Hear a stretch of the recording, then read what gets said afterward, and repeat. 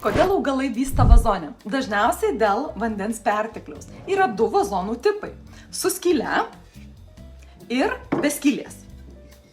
Su skyle paprasta. Jei vazoną statysite ant medinės terasos ar ant stalo, visada naudokite polėkštę ar tiesiog jį sukelkite dėl oro cirkuliacijos. Jei statysite ant žemės trinkelių, viskas tvarkoj. Tačiau jei vazonas neturi skylės, įsidėmėk, apatinėme sluoksnyje visada dedame drenažą bent 2 cm, kad augalo šaknys neužmirktų, nes per didelis užmirkimas visada pažeis šaknyną ir skatins puvimą. Taip pat nepamiršk, kad augalui parinktas per mažas vazonas visada spaus jo šaknis, o per didelis vazonas užtruks augalo augimas tiesiog ilgesnį laiką, nes pradžiai turės jis įsišaknyti.